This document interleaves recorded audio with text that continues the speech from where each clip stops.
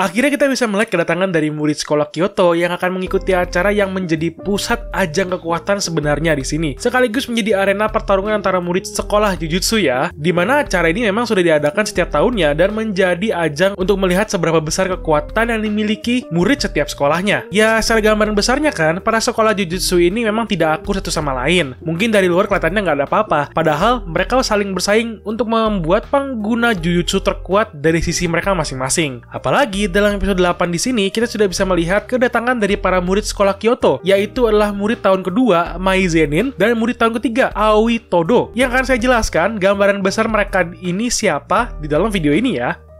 Pada pembahasan pertama, saya akan coba memberikan gambaran besar dari apa yang terjadi dalam episode ini, di mana para murid Kyoto yang baru saja muncul atau datang, itu langsung saja mendatangi Fushiguro dan Kugisaki, dan terlihat mereka juga bertarung untuk memperlihatkan seberapa kuat diri mereka, dan mengetes kekuatan yang dimiliki oleh para murid kelas 1 Sekolah Jujutsu cabang Tokyo. Seharusnya kalian teman-teman juga pasti melihat pada saat percakapan Panda dengan yang lain ada membicarakan bahwa murid Kyoto ini sering untuk melakukan kejahilan pada mereka dulunya, dan sekarang seperti turun-menurun ya, datang ke murid kelas 1 dan menjahili mereka dengan membuat psikologis dan mental mereka menurun dengan membahas kematian dari teman mereka yaitu Itadori. Tapi untungnya, semua karakter utama kita di sini tidak ada yang naif dan mereka tahu konsekuensi kalau mental mereka turun atau merasa takut, mereka akan kalah dengan kekuatan kutukan mereka sendiri dan kalah juga dari musuh yang sedang mereka hadapi. Makanya, mereka tidak mudah terprovokasi dan menghadapi mereka dengan santai. Apalagi si Fushiguro yang memang diterjang langsung oleh Todo, sang laki-laki maco dan memiliki kekuatan dahsyat yang akan saya bahas sebentar lagi.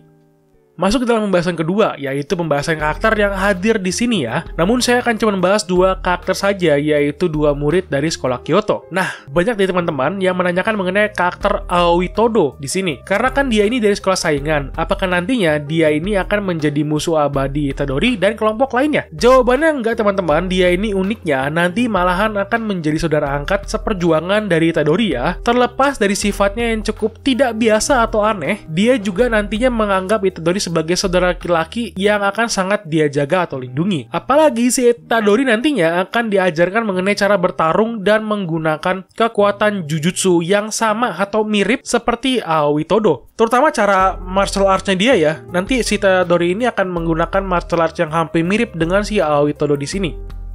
Apalagi di episode ini ada sebuah ingatan dari Fushiguro yang memang mungkin terlewat di manganya, di mana ada sebuah cerita bahwa Aoi Todo dengan sendirinya pernah menghancurkan Hyakiyako atau festival malam 100 iblis, di mana banyak banget kan iblis tingkat tinggi pastinya di dalam kerumunan itu bermunculan di jalan juga. Dan si Todo inilah yang menghancurkan rombongan iblis ini dengan sendirinya. Jadi bisa terbayang ya betapa kuatnya ini karakter. Ya walaupun masih belum sekuat para guru dan veteran, tapi setidaknya teman-teman dia sudah memiliki kekuatan yang cukup kuat untuk bertarung melawan iblis tingkat tinggi. Masih ngomongin soal Aoi Todo, atau Todo lah kita panggilnya sekarang ini biar gak pusing-pusing banget. Sifat yang dia miliki ini sangat eksentrik ya, dimana pada awalnya saja sudah tampak seperti orang gila yang menyukai pertempuran. Apalagi sifat yang dimiliki oleh Todo adalah dia membenci hal-hal yang membosankan, atau yang menurut dia membosankan, dia akan menghancurkannya atau membencinya. Ya, menghancurkan dan membencinya sama aja sih kalau kita ngomongin Todo di sini ya. Jadi dalam sehari-harinya, jika dia merasa kecewa atau membosankan terhadap sesuatu hal, dia akan mengamuk dan bertarung dengan hal yang membosankan itu. Seperti yang kita lihat dari pertarungan dirinya melawan Fushiguro. Itu dikarenakan dia bosan dan kecewa doang. Dia langsung ngamuk-ngamuk lah kasarnya. Luar biasa nggak tuh? Jadi intinya Todo ini ya karena bosen doang dia bisa menghancurkan semua benda atau makhluk lah sekarang ini. Karena kan dia pengguna Jujutsu ya. Jadi sekarang dia fokusnya menghancurkan para iblis. Terlebih ada hal yang cukup unik yang akan selalu dilakukan oleh Todo, yaitu adalah dia akan selalu menanyakan tipe perempuan yang dia sukai ketika dia berhadapan dengan pengguna Jujutsu laki-laki lain yang baru pertama kali dia temui. Makanya dia menanyakan hal itu ke Fushiguro pada saat di episode 8 di sini karena dia ingin tahu bagaimana watak dan sifat dari Fushiguro. Terdengar aneh sebenarnya dan juga terlalu kasar, namun hal ini terlihat cukup efektif dari sisi Todo sendiri ketika dia sedang melawan musuhnya. Apalagi kita akan melihat ketika dia sedang melawan Itadori. Nah, itu akan menjadi sebuah momen langkah yang memang membuat Itadori akan sangat dekat nantinya dengan si Todo. Selanjutnya, saya akan coba membahas karakter yang memang masih kurang diperlihatkan kekuatannya dan hanya senjatanya aja nih. Dan saya akan bahas sedikit saja di sini, yaitu adalah Mai Zenin, perempuan yang datang bersama Todo di sini. Dalam ceritanya, dia ini adalah saudara kembar dari Maki, kakak kelas perempuan yang memakai kacamata dan memakai senjata kutukan senjatanya. Nah, Mai adalah seorang yang memiliki kemampuan untuk menjadi pengguna kutukan dibandingkan dengan Maki yang tidak bisa melihat iblis dan harus menggunakan kacamata untuk melihatnya. Lain dari Mai, dia tidak butuh kacamata untuk membantu dirinya karena dia juga seperti pengguna jujutsu lain yang bisa melihat keberadaan iblis dengan mata biasanya. Pada awal cerita mengenai Mai dan Maki ini, bisa dibilang mereka berdua tidak bisa terpisahkan karena mereka adalah saudara kembar yang selalu bersama-sama. Ya iyalah ya, nggak mungkin nggak terpisahkan. Namun karena Maki yang pergi dari keluarganya karena tidak memiliki talenta untuk menjadi pengguna jujutsu atau pengguna kutukan dan meninggalkan Mai sendirian di keluarga Zenin. Hal itu membuat Mai menjadi kesal dan membenci Maki karena sudah meninggalkan dirinya sendirian untuk menjadi pengguna kutukan. Jujur saja, dari dalam cerita yang mengenai Mai ini, dia tidak begitu hebat menurut gua, karena dia cuma bisa menggunakan 2 kekuatan dan senjatanya cuma pistol saja. Tidak ada yang lain selama ceritanya berlangsung sekarang ini, namun yang spesial itu dari peluru pistolnya yang dia buat sendiri dari kekuatan kutukan yang dia punya. Jadi dia menggunakan kekuatan kutukannya pada pistol dan membuat pelurunya juga. Itu doang sih kekuatannya, tidak ada yang lain.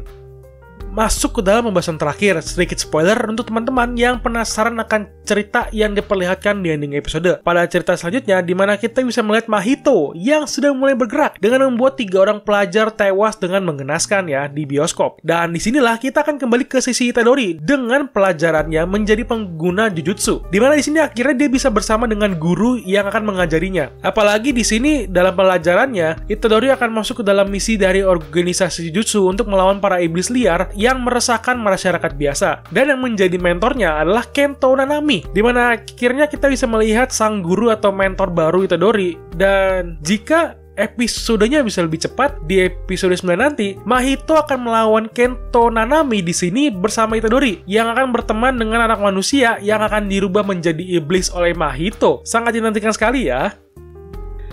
Nah, itu aja pendapat gue dan informasi mengenai karakter dari seri Jujutsu Kaisen episode ke-8. Bagaimana pendapat kalian mengenai seri anime ini? Tulis kolom komentar ya. Dan jangan lupa bantu share video ini ke semua sosial media kalian. Jika kalian suka dengan pembahasan video ini, tekan tombol subscribe-nya ya untuk bantu menyemangati gue terus bikin video. Dan jika kalian ingin lebih membantu channel ini, bisa langsung berikan dukungan kalian ke link yang ada di deskripsi. Thank you and bye-bye. Sampai ketemu di video lain.